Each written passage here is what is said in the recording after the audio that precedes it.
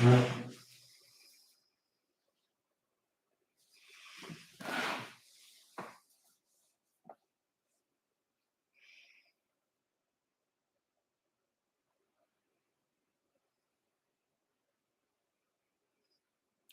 Paige.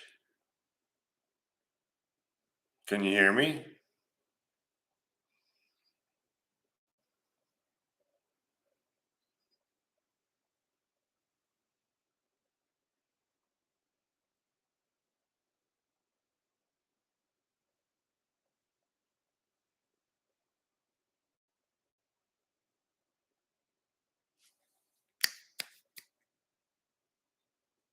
Paige, can you hear me? So you can hear me?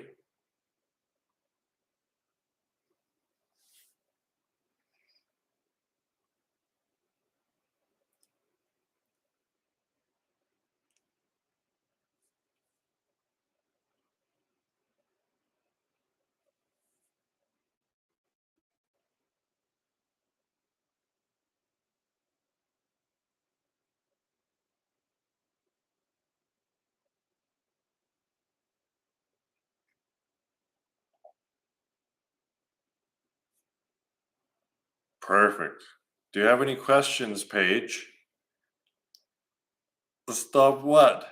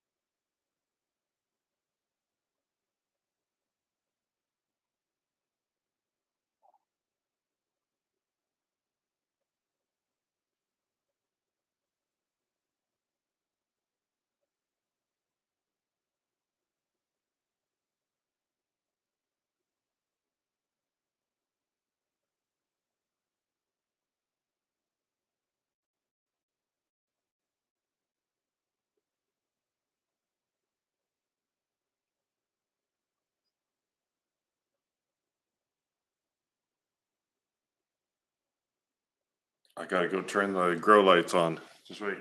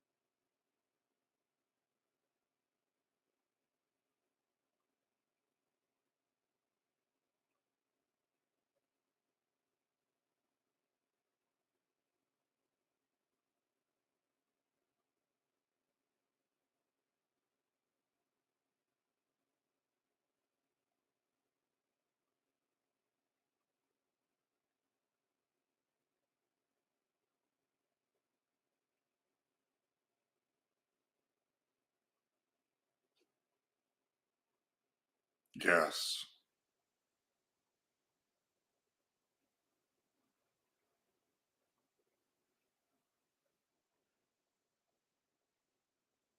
Also known as being happy.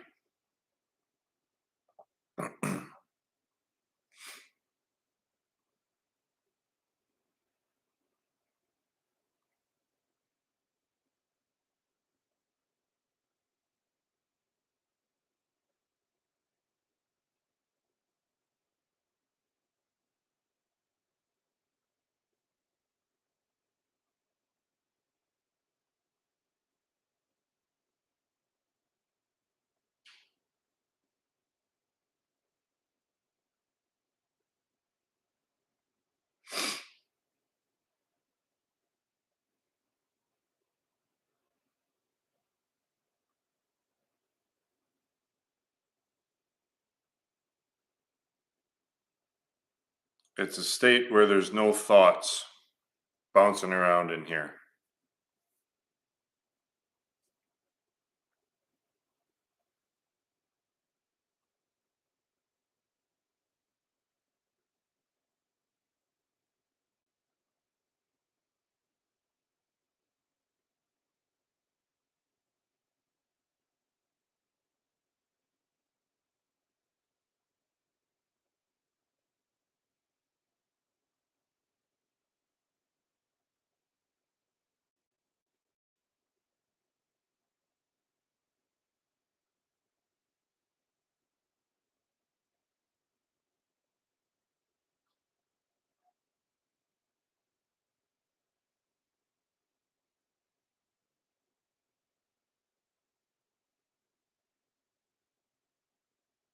Does it look like I'm content?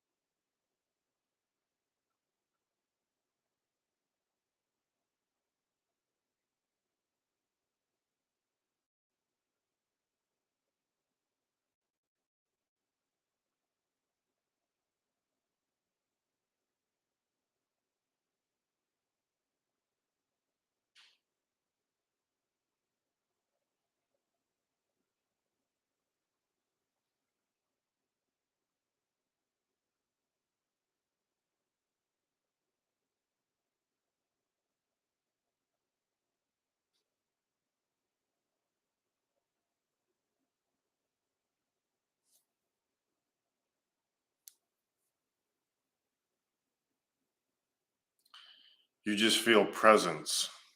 It's not really mine, it's ours.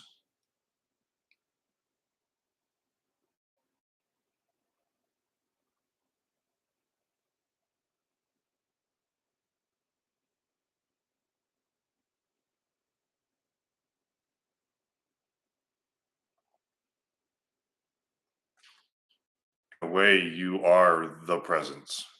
You're not what's present, you are the presence.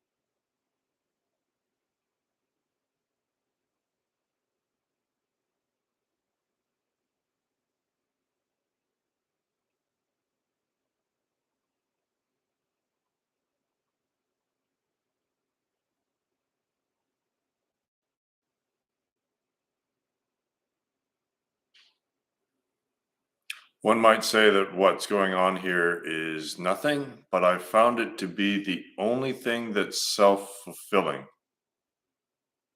being being presence. It's a state of self-sustainment and self-fulfillment. So it's just,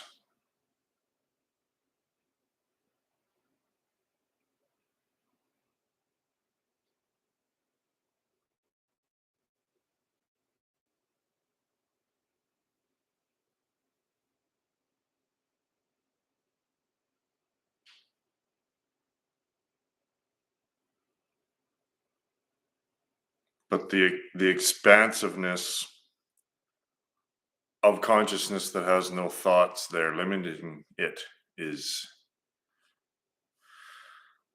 quite something.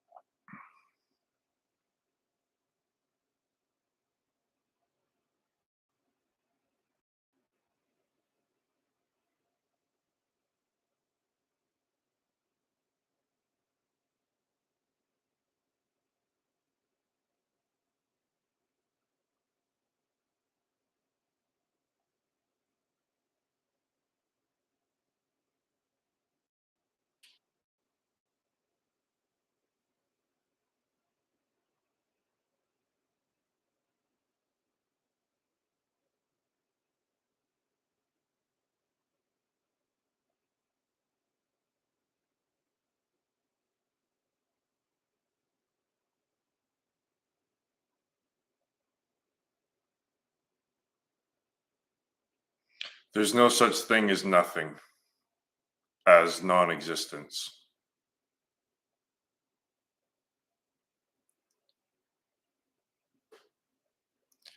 I touch on this on a couple of my other videos. It's the language is incorrect. The English language of the system of thing and nothing is actually projecting the illusion of duality. So there's actually no such thing as nothing. So the question, how can something come from nothing, is actually an error because our understanding of nothing is incorrect.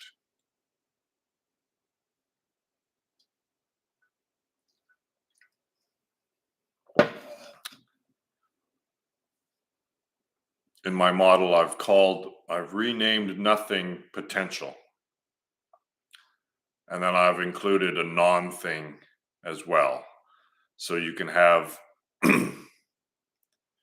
a phenomenon that exists and yet isn't a thing, right? So that's a non-thing, which is thought. The short version is that there's no such thing as nothing. You cannot not exist. You are existence itself. You are the absolute, and you will always be there or here. So there can't be nothing because you're God, I guess.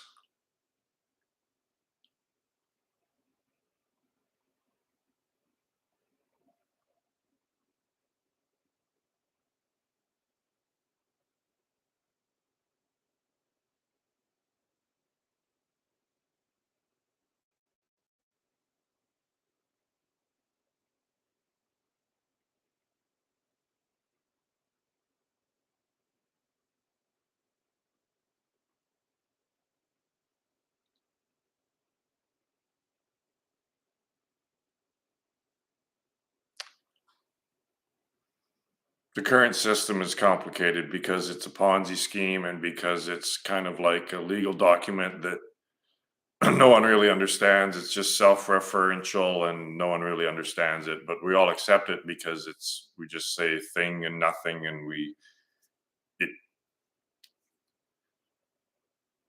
simplicity is the way to go. Simplicity is the path to truth, not complicated.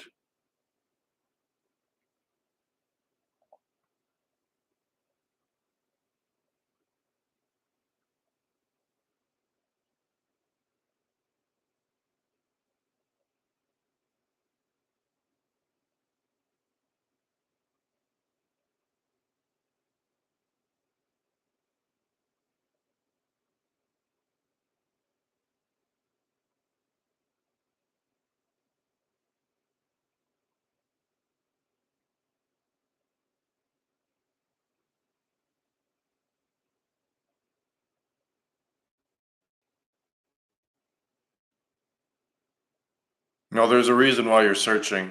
So don't question why you're searching. Just search in the right way. Everyone's searching, but people just don't know that they're searching. That's the whole point of all of this, is to find out. Yeah, I get it.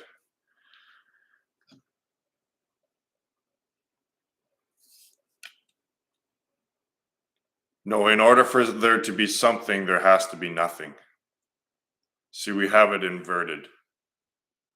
We have it, nothing is the lack of something, but nothing is the source of something.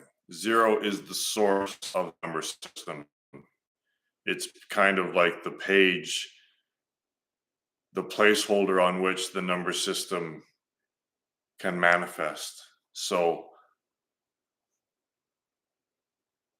we've got it inverted. The nothing is the source from which everything arises and passes, but it's not nothing. That's why I've called it potential.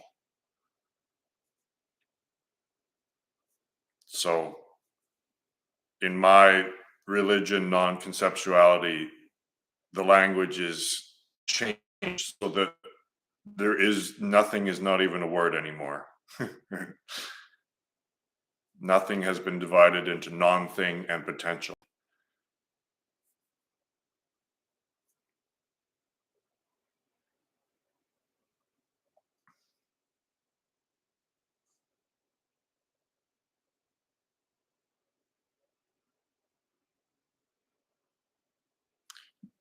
The zero is actually representing the reality. And the positive and the negative that arise from that zero is the appearance of duality, which is the mind body dualistic model. So again, we have it inverted, right? We think that the zero is the lack or the void, but the zero is actually representing and expressing the absolute and the source from which the positive and the negative arise and then pass. So when you adopt this perspective, there should be no more fear of death because you realize that you cannot not exist.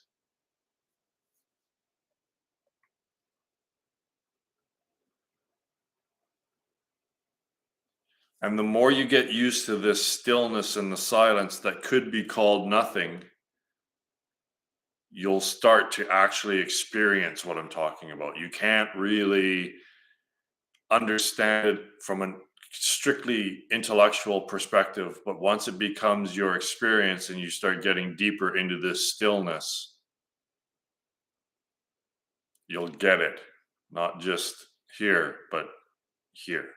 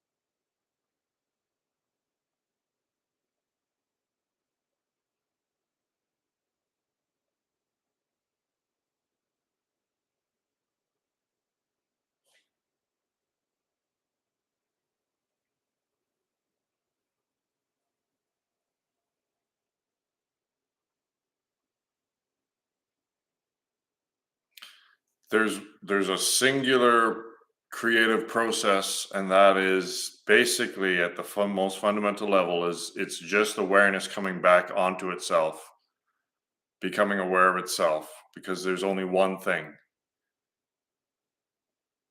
And where it comes back onto itself, it creates an interference pattern, and that interference pattern is the appearance of everything.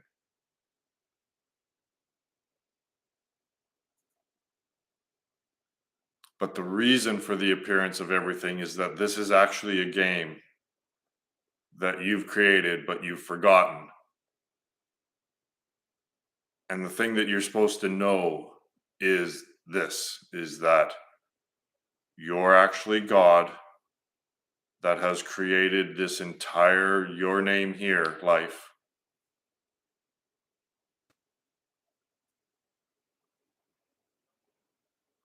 And to realize that.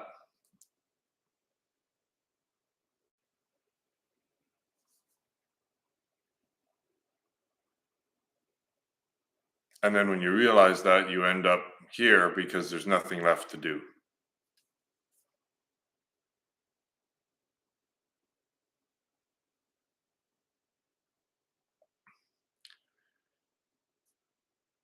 Yeah, it's tricky because there has to be, when you talk about it, there has to be duality in order to talk about it.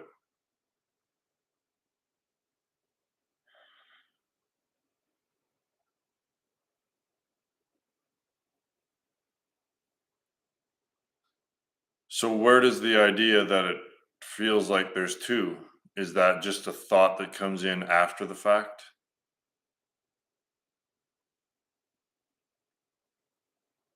You know, there's no feeling that there's two. There's only thoughts that there's two.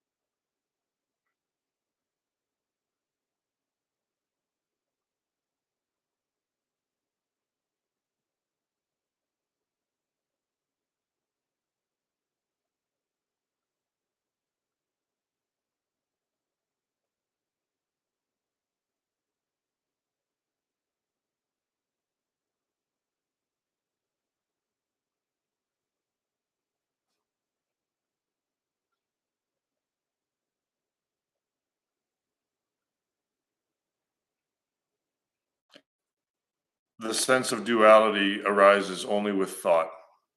If you're present, even focused on the physical realm, there's still unity. There's still symbiosis in nature. They may feel that they're the body, but there isn't any cognition of other than, right? Everything's more other of, if that makes sense. So it's not other than, it's other of, which in a way is, you're the same thing, but you're a little bit different. So it's a little subtle, but again, thoughts are the things that make dualism appear.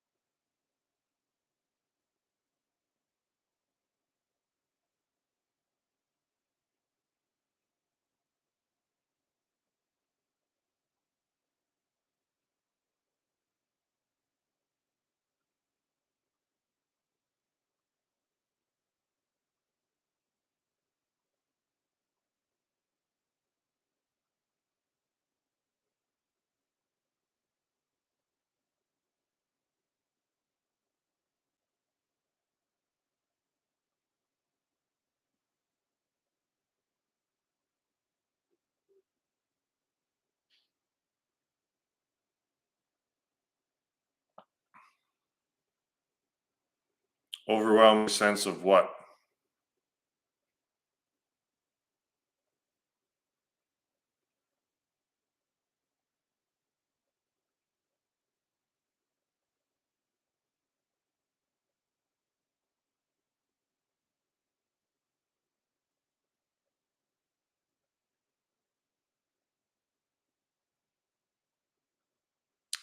Well, watch those emotions arise and see if there's thoughts attached to them.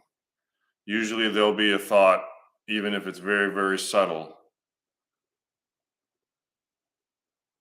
Sometimes when the mind is trying to understand the stillness, it just it freaks out, right? Because the mind is the stillness is kind of the death of the mind. So that might be a defense mechanism of your ego.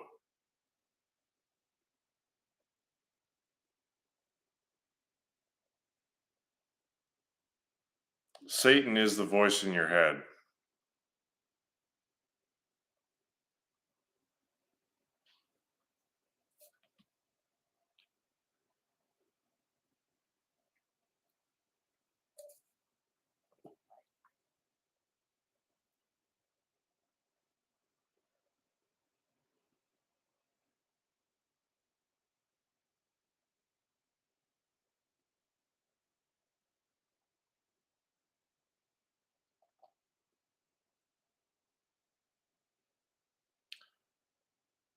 Yeah, it's everything that pops up is basically the ego's defense mechanism. It feels like it's dying, and it is. So it just throws everything out, like everything but the kitchen sink and the kitchen sink, to get you to stop doing what you're doing. Get doing something. Ah.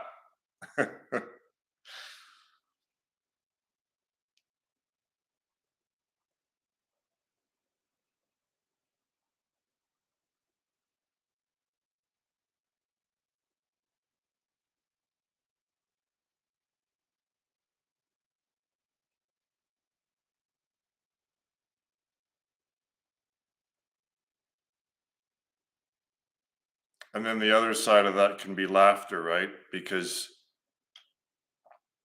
you just notice what perhaps you've never noticed before, that it's here all along, and it's funny, I guess, or ironic.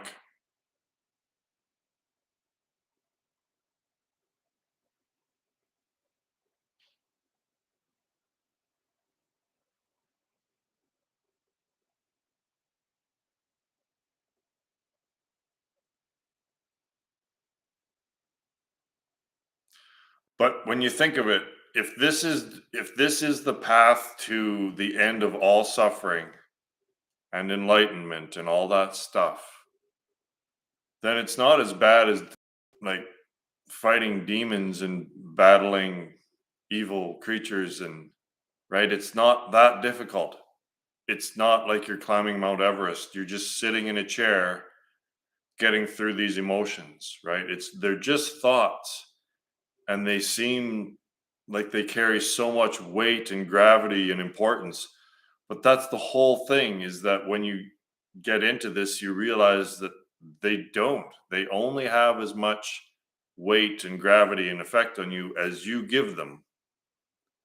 So that is the practice, is just letting them go.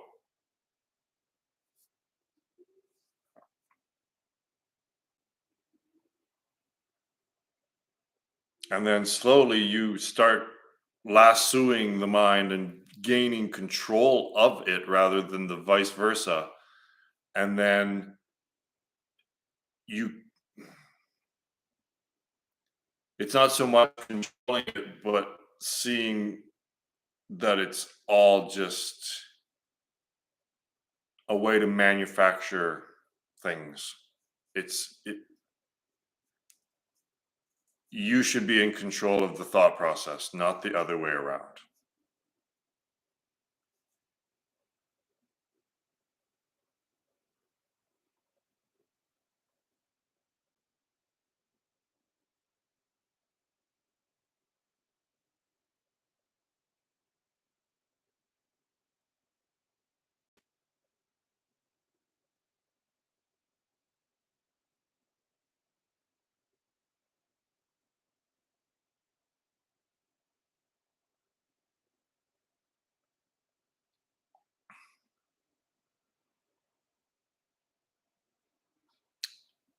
Yeah, it's just letting stuff go. In the end, this all has to be dealt with. Whatever comes up, whatever arises through this process needs to be dealt with.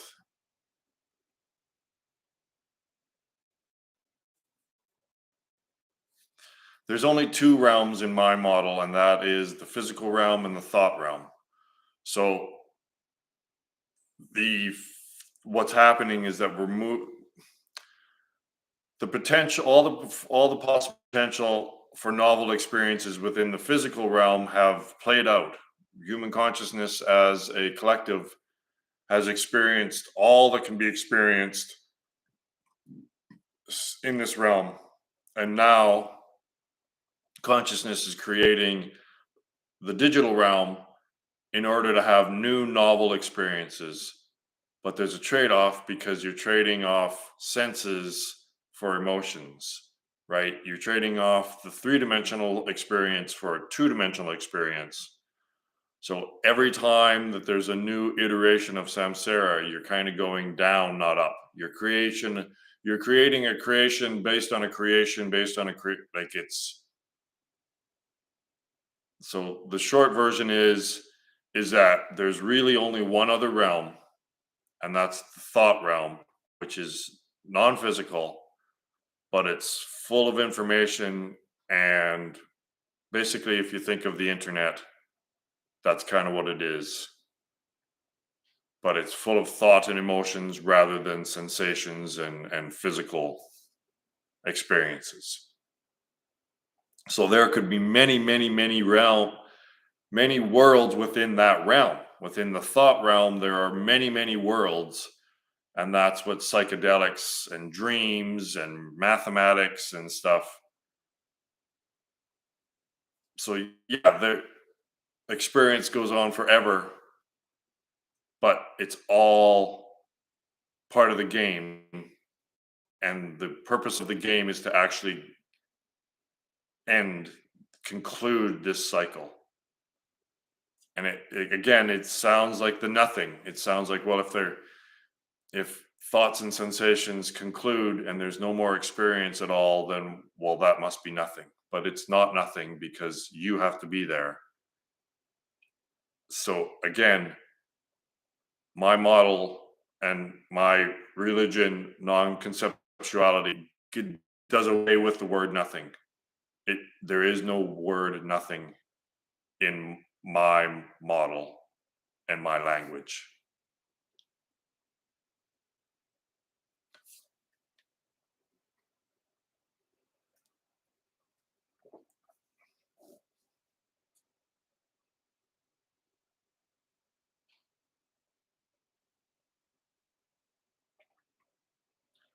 And really, like the fear of non-existence is the primary fear, right? So if you come to the realization that you cannot not exist, then the fear of death goes away.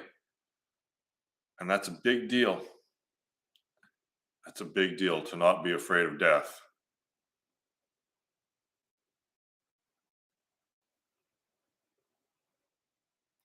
Yeah, the mind is in hyperdrive. Yeah, the that system that I mentioned earlier, that attention coming back onto itself, that's what's happening. But within human consciousness, we're in a feedback loop of just reiterating our own creation, right? That's what the screen is, and that's what YouTube is, and that's what recording our actions to experience them again. The process is happening very fast now. Yeah, everything's speeding up. Even time itself is.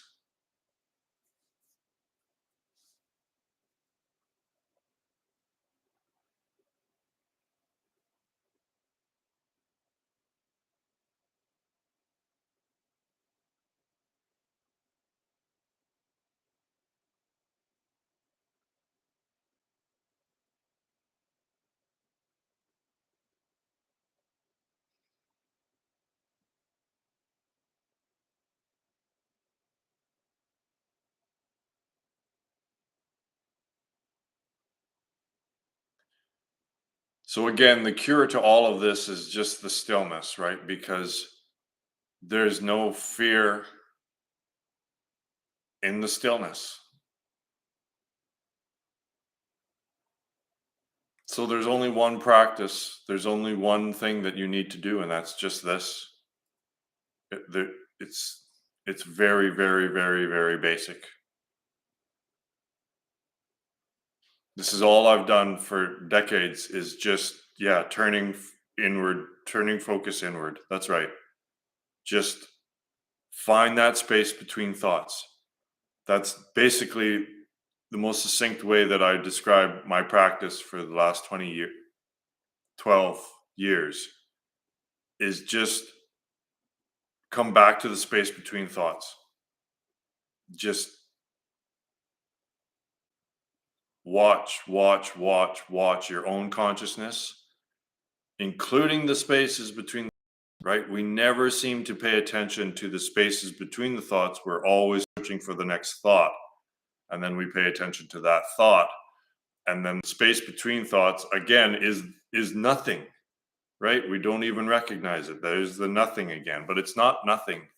It's just it's gone unrecognized. And that silence that's between the thoughts, it's also there under the thoughts.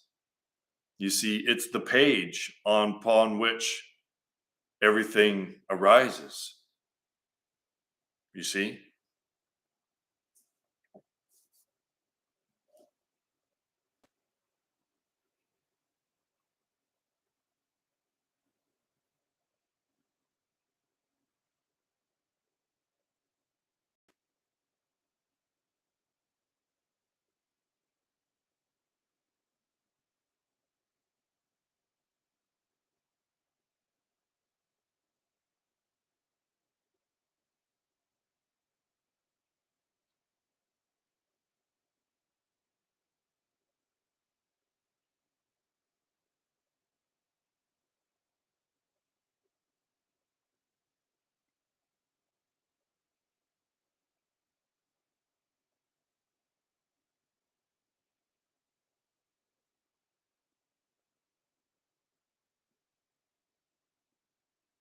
That's right.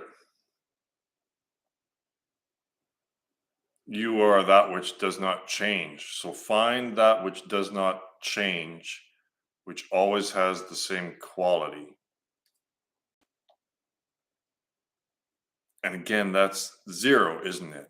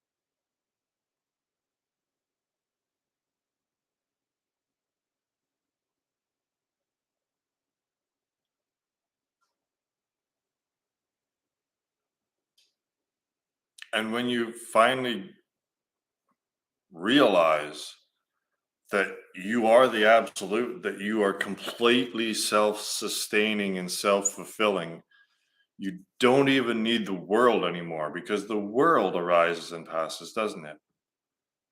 Every morning, the world pops in to your consciousness.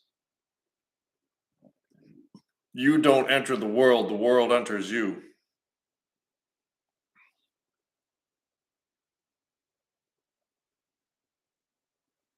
And then when you realize this, that you're done, the game's done, you've won. Then you just sit here in bliss because you're done.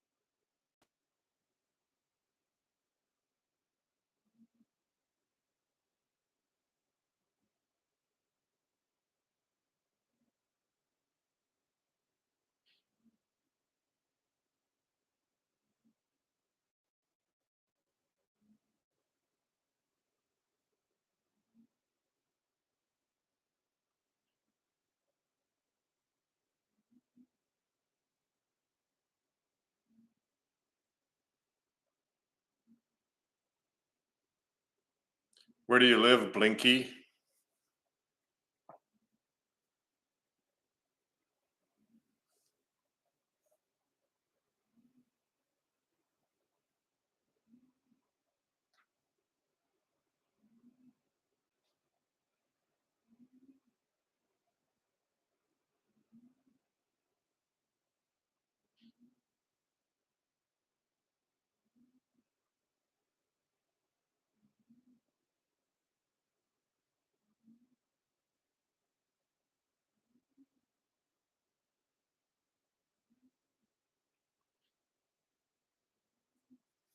It seems as though perhaps there are some deep awakenings occurring all around the world. Well, I mean, the internet allows us to see what's going on elsewhere.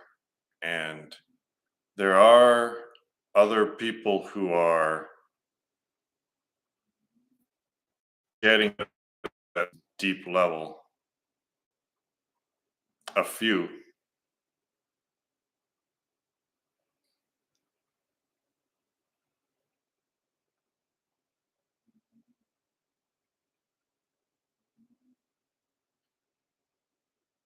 And they all seem to be Ramana Maharshi devotees. Maybe it's my bias, but all the Ramana Maharshi people are.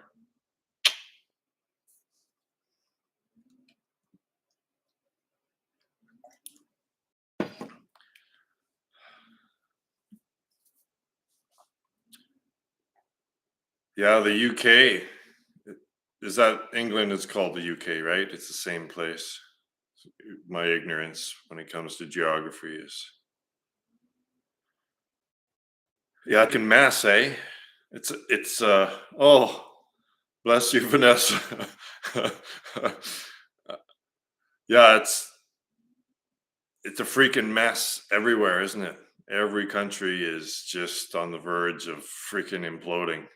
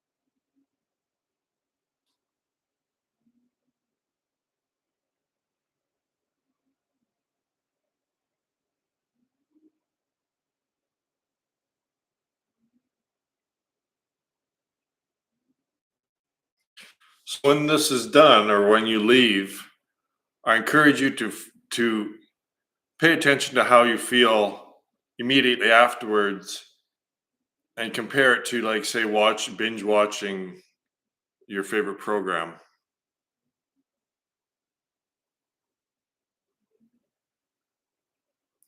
There's something substantial about what's going on here, even though it looks like there's again that word nothing happening. But once you get through the difficulty that some of you may be experiencing with the thoughts and just trying to be happy and still, once you break through that, it's a pretty magical place. And again, it's not complicated. It's just unending practice, constant practice of coming back to the awareness,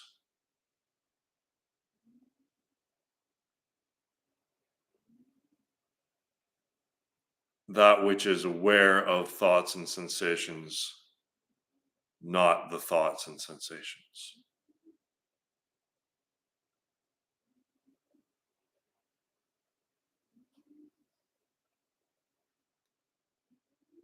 And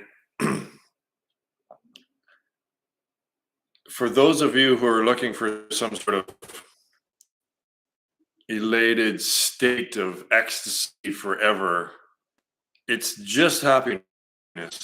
The highest state is just complete contentment and expanded consciousness of just simply being. It's not a high, because every high necessitates a low. And it's not something that arises, because everything that arises also passes.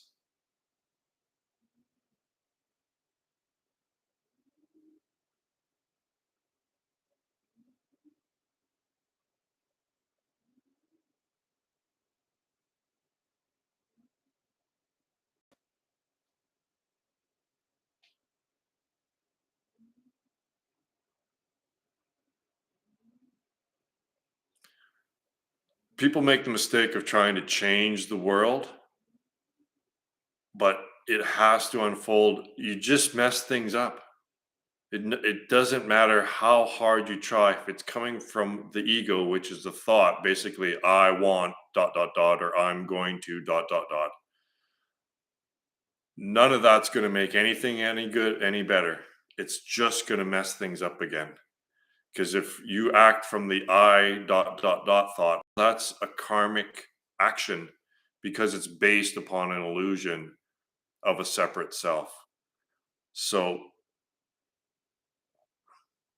the way to make things better and to get things aligned in your life is just this. It's a not doing. The way to unfuck your life, is that a word? Unfuck? Is to not do anything about it. Is to not try to fix it. It's just not projecting the problem. So you can't fix a problem after it arises. You have to fix the process that caused the problem in the first place.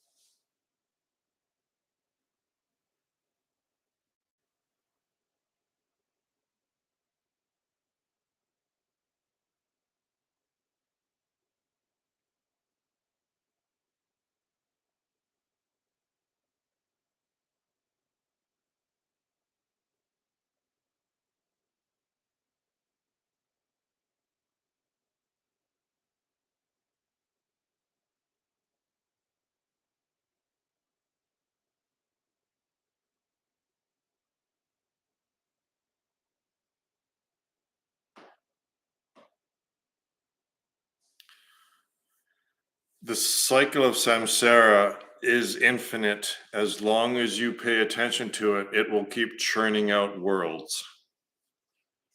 But the place that I'm in is timeless. So there's no time.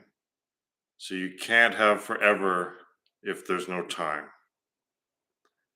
I know it's hard to imagine a state or experience free of time, but there you go.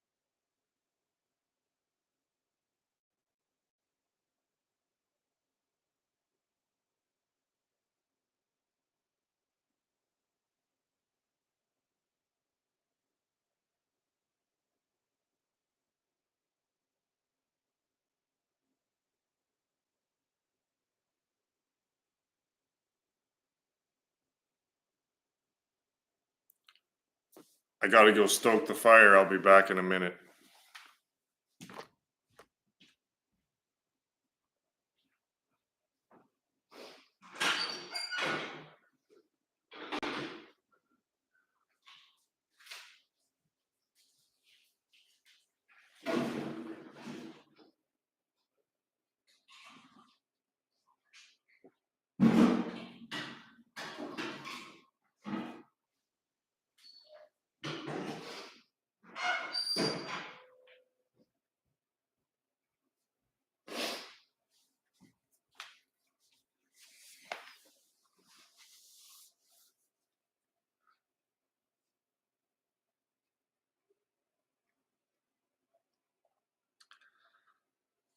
I don't think anyone went crazy. You never hear anyone saying that the silence in my head made me do it. So I think that Charles probably had some thoughts going on.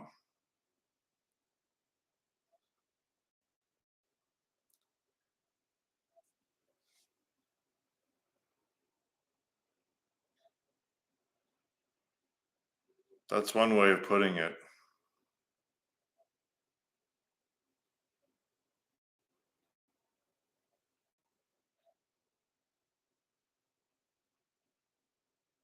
We don't really realize that thought has us enchained.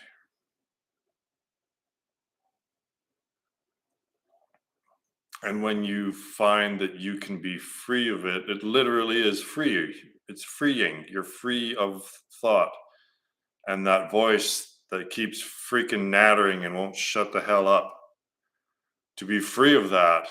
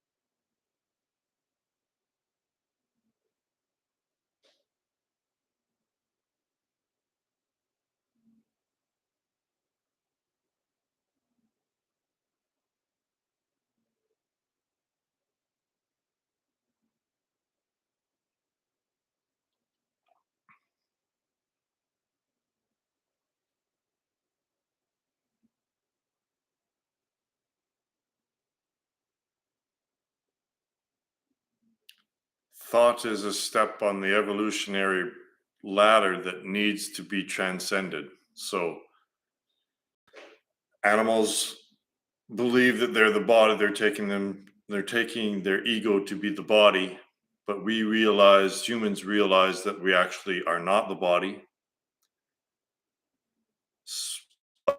Realize what we are. We know what we are not, but we don't know what we are. So consciousness basically created thought, and now that's another rung on the ladder that needs to get past to get to the top. Vanessa, maybe you should sleep.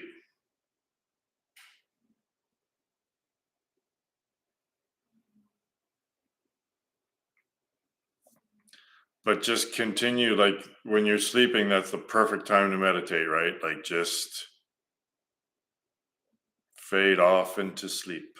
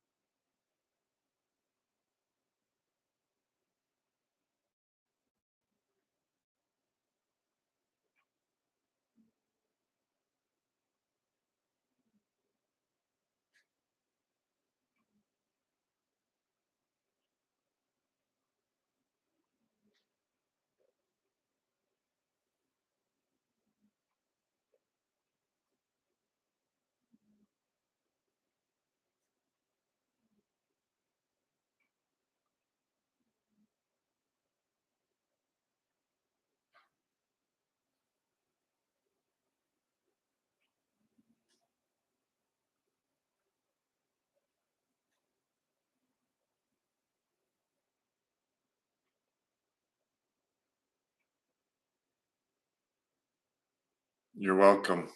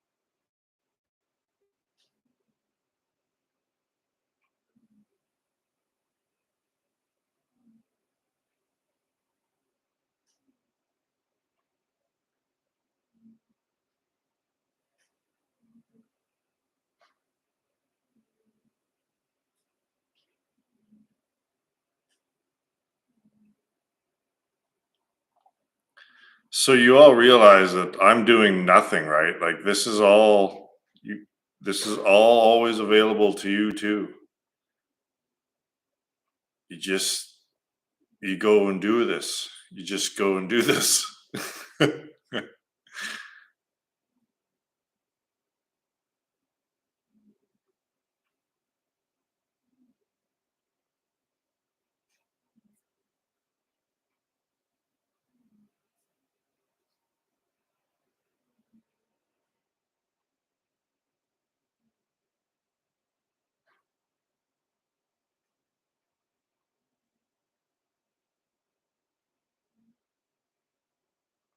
I'm sure we'll meet again, Paige.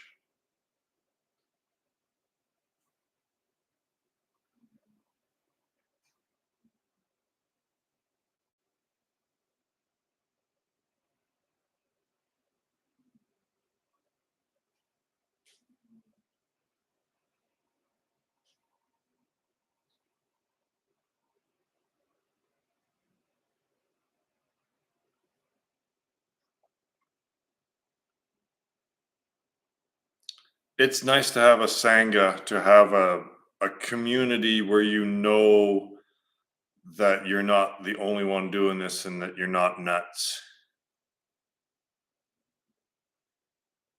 Because when no one else is doing it and you're the only one doing something, the tendency is for your mind to come in and tell you that you're fucking nuts. But I'm gonna start doing this on a more regular occurrence, so maybe we can have start our own little sangha here.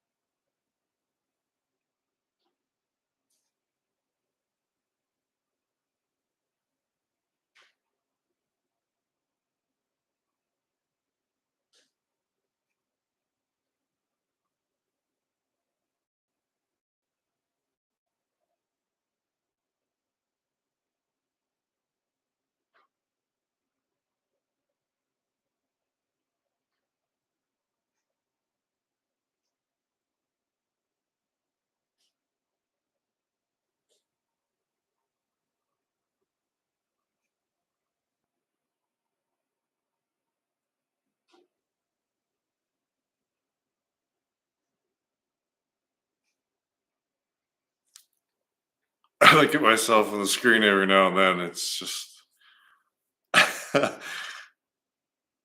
I don't care how I look. It's just happiness, right? Like how often you see someone just sitting around in public, just almost drooling. uh,